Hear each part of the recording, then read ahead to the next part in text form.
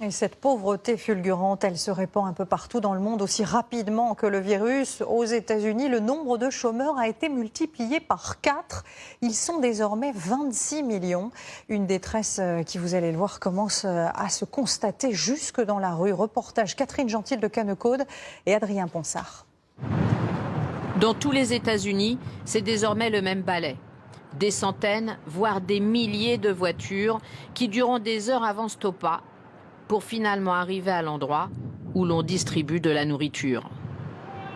Plus de 25 millions d'Américains se sont retrouvés au chômage en quelques semaines depuis le début de la crise du coronavirus, un cataclysme économique et humain. Tous les supermarchés sont fermés, on n'a plus rien pour préparer nos repas. Il nous faut de la nourriture et aussi du gel hydroalcoolique, mais on ne trouve plus rien nulle part. À pied, ce sont les mêmes interminables files d'attente où les distanciations sociales ne sont presque jamais respectées. Comme ici, où il faut passer une partie de la journée avant d'avoir de quoi s'alimenter. Souvent, ce sont des parents qui viennent pour pouvoir nourrir les plus petits. De très nombreux enfants sont nourris à l'école. À partir du moment où elle ferme, c'est fini. Donc si on peut apporter une aide, même minime, c'est important. Je viens pour ma fille, qui a 2 ans. Et aussi mon père, qui vient d'arriver chez moi car il a perdu son travail.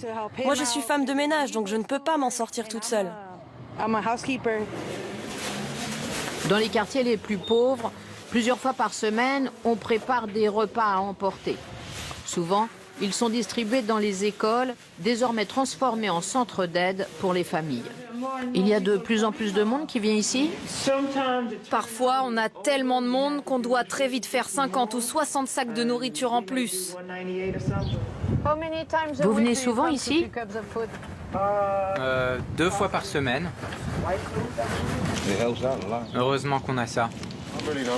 J'ai pas assez d'argent pour nourrir mes enfants. Ils ont quel âge? 1 et 4 ans.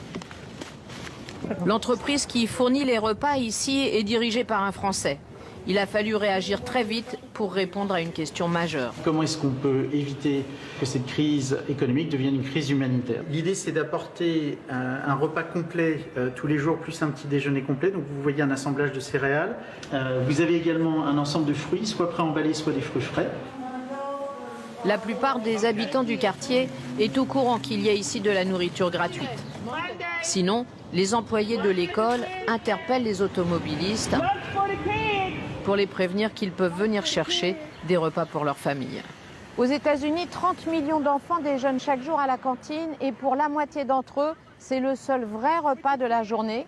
Donc tant que durera la crise du Covid-19, des distributions de nourriture dans tous les quartiers pauvres comme celui-ci devront continuer.